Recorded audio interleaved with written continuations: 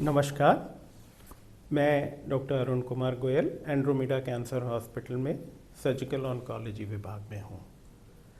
हम लोगों ने पीछे कुछ वीडियोस में एक सीरीज शुरू की थी cancer awareness with celebrity stories, और जिसमें हमने लास्ट टाइम एंजेलिना जोली की स्टोरी के बारे में बात की थी।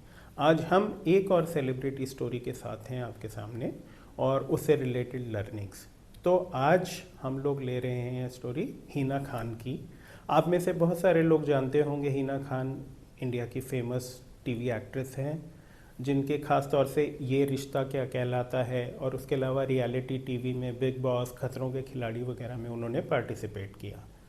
तो 2024 में मिड 24 में उन्होंने अपने सोशल मीडिया के थ्रू और पब्लिकली ये बताया कि उनको ब्रेस्ट कैंसर डायग्नोज हुआ है और ये कैंसर स्टेज 3 में है। इसके बाद रेगुलर अपडेट्स आते रहे जिसमें उन्होंने अपने ट्रीटमेंट की जर्नी शेयर की, तो हम उसी के बारे में बात करेंगे। पहली चीज़ तो ये है कि हिना खान की एज 37 ईयर्स थी जब उनको कैंसर डायग्नोज हुआ। तो यहाँ से हमारे लिए इम्पॉर्टेंट मैसेज ये है कि ब्रेस्ट कैंसर और बहुत सारे दूसरे कैंसर्स भी यंग एज में हो सकते हैं। ये हमेशा ज़रूरी नहीं है 50 या उसके बाद ही हो। ब्रेस्ट कैंसर 20s में और 30s में भी हो जाता है। इसलिए कोई भी लेडी अगर उनको कोई ब्रेस्ट रिलेटेड सिम्टम्स हो तो एक अपने कैंसर सर्जन को, ब्रेस्ट स्पेशलिस्ट को ये दिखाना चाहिए ताकि ये कंफर्म हो सके कि वहाँ पे कैंसर है या नहीं है। चांस ये है कि कैंसर होने की संभावना शायद 5-10% हो, लेकिन अगर कैंसर है तो उसका इलाज हो सके। दूसरी चीज़ ये है कि कैंसर स्टेज 3 हम लोग बोलते हैं, थोड़ा लोकली एडवांस ब्रेस्ट कैंसर में काउंट होता है।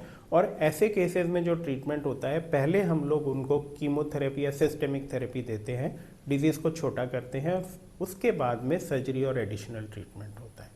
तो ये कीमोथेरेपी जो होती है जनरली ब्रेस्ट कैंसर की बायोप्सी होती है, बाकी इमेजिंग, मैमोग्राफी है, कभी MRI है, स्टेजिंग वर्कअप है जिसमें पेट CT, बोन स्कैन, ये सब टेस्ट हो सकते हैं। उसके बाद एक ट्यूमर बोर्ड डिस्कशन के थ्रू डिसाइड होता है कि क्या ट्रीटमेंट करना है।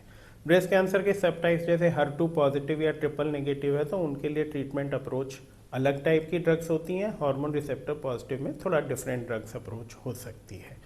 ओवरऑल जो ये कीमोथेरेपी पूरी दी जाती है, रफली 6 से 8 महीने का ट्रीटमेंट होता है।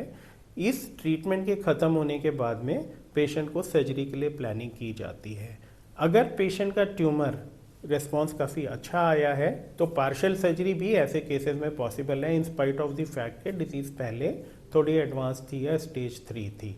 और अगर पार्शियल ट्रीटमेंट हमें करना है तो पेशेंट का एक लोकलाइजेशन के लिए क्लिप शुरू में लगा दिया जाता है और बाद में उस क्लिप की गाइडेंस में हम लोग सर्जरी कैरी आउट करते हैं। ड्यूरिंग सर्जरी अगर पार्शियल सर्जरी हो रही है तो फ्रोजन सेक्शन करके जो टिश्यू निकाला है उसके मार्जिन्स को हम लोग कंफर्म करते हैं कि वो कैंसर फ्री होने चाहिए। सर्जरी जब हो जाती है तो सर्जरी से रिकवरी रफली 2 हफ्ते में कंप्लीट हो जाती है। उसके बाद ज़्यादातर पेशेंट्स को रेडिएशन की ज़रूरत होती है, जो डेफिनेटली 3 से 4 हफ्ते का एक और ट्रीटमेंट होता है। और साइमल्टेनियसली कुछ केसेस में एडिशनल कीमोथेरेपी या टारगेटेड थेरेपी कंटिन्यू हो सकती है, खासतौर से HER2 पॉजिटिव केसेस में या ट्रिपल नेगेटिव केसेस में। जो हार्मोन रिसेप्टर पॉजिटिव केसेस हैं उसमें कुछ हार्मोनल इंटरवेंशंस या मेडिसिन कंटिन्यू की जाती हैं।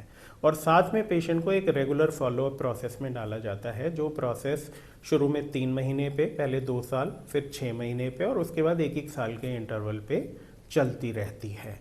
ओवरऑल स्टेज 3 क्योरेबल कैंसर है। वापस आने का रिस्क 35 से 40% होता है और उसी के लिए हम लोग जो है रेगुलर फॉलोअप एडवाइस करते हैं।